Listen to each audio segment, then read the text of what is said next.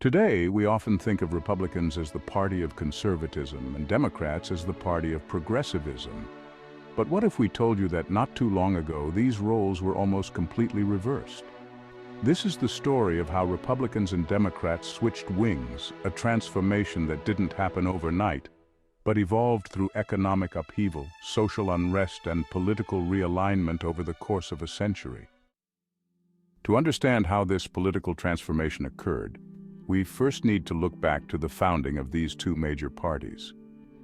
The Democratic Party, founded in the early 19th century by supporters of Andrew Jackson, emerged as the party of small government, agrarian interests, and states' rights. They drew much of their strength from southern states, which relied heavily on agriculture and slavery. Democrats were the dominant force in the American South and fiercely opposed federal overreach, becoming defenders of slavery before the Civil War. The Republican Party, on the other hand, was born in the 1850s out of opposition to the expansion of slavery into new territories. The party's founders, including figures like Abraham Lincoln, believed in a strong federal government that could promote economic modernization and equality under the law. In the wake of the Civil War, the Republican Party fought for the rights of freed slaves, a stance that set them apart from the Democratic Party's reliance on southern states where racial segregation was deeply entrenched. During Reconstruction, Republicans spearheaded the fight for civil rights for African Americans, passing the 13th, 14th, and 15th Amendments, which abolished slavery, guaranteed equal protection under the law, and secured voting rights. Meanwhile, Democrats in the South resisted these changes, using every means at their disposal, from Jim Crow laws to violent intimidation, to maintain white supremacy. At the turn of the century, the political landscape was shaken up once again by the rise of the progressive movement, a broad-based reform effort aimed at tackling corruption, monopolies, and social inequality. Interestingly, both Democrats and Republicans embraced elements of progressivism, but in very different ways. Theodore Roosevelt, a Republican, led the charge for progressive reforms. He advocated for breaking up large monopolies, regulating industries, and protecting the environment through the creation of national parks. His presidency redefined the Republican Party as the champion of progressive ideals, at least for a time. Roosevelt's successor, William Howard Taft, was less progressive, leading to a split within the party that would eventually weaken its reformist agenda.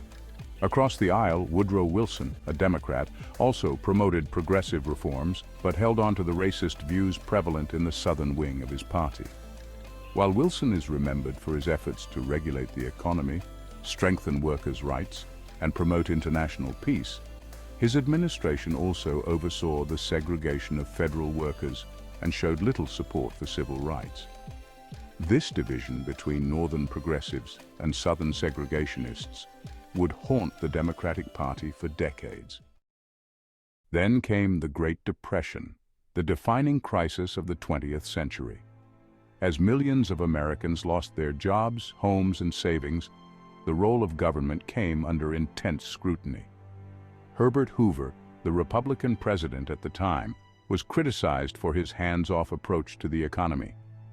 Many Republicans still clung to the idea of minimal government interference, even in the face of widespread suffering. In 1932, Franklin D. Roosevelt was elected on a promise to intervene in the economy and help struggling Americans. His New Deal programs revolutionized the Democratic Party, turning it into the champion of big government and social welfare. Roosevelt introduced sweeping reforms, like Social Security, unemployment insurance, and public works projects that reshaped the relationship between Americans and their government. Under Roosevelt's leadership, the Democratic Party began to expand its base beyond the South. Urban workers, African Americans, and other marginalized groups became key components of the so-called New Deal coalition. While Southern Democrats remained a powerful force within the party, the groundwork was laid for an eventual split. The final stage of the great political realignment came during the civil rights movement of the 1950s and 1960s. For decades, African Americans had remained loyal to the Republican Party, the party of Lincoln. But as the GOP became more aligned with business interests and less concerned with civil rights, African Americans began shifting toward the Democratic Party. President John F. Kennedy and his successor, Lyndon B. Johnson, recognized the importance of civil rights. Johnson, a Southern Democrat, stunned many of his party's traditional supporters by championing the Civil Rights Act of 1964 and the Voting Rights Act of 1965. These landmark laws ended segregation and protected the voting rights of African Americans, but they also fractured the Democratic Party. Southern Democrats, who had long relied on Jim Crow laws, felt betrayed. The backlash was swift. Prominent Southern Democrats, known as Dixiecrats, abandoned the party. Many of them, like Strom Thurmond, would go on to become Republicans, marking the beginning of the South's shift toward the GOP. At the same time, Republican candidates like Barry Goldwater and Richard Nixon saw an opportunity. Through Nixon's Southern strategy, the GOP actively courted white Southern voters who were disillusioned with the Democratic Party's support for civil rights. Nixon's victory in 1968 solidified this new alliance, with the Republican Party emerging as the dominant force in the South. The final piece of the puzzle fell into place with Ronald Reagan. His presidency in the 1980s represented the consolidation of the modern Republican Party, a party committed to small government, tax cuts, and social conservatism. Under Reagan, the GOP cemented its hold on the South, while the Democratic Party became the home of urban, minority, and progressive voters. By the time of Reagan's re-election in 1984, the ideological switch was complete. The party of Lincoln had become the party of conservative values and limited government, while the Democrats, once the defenders of states' rights and segregation, had become the champions of civil rights, social programs, and an expanded federal role in American life. Today, the legacies of these dramatic shifts continue to shape American politics.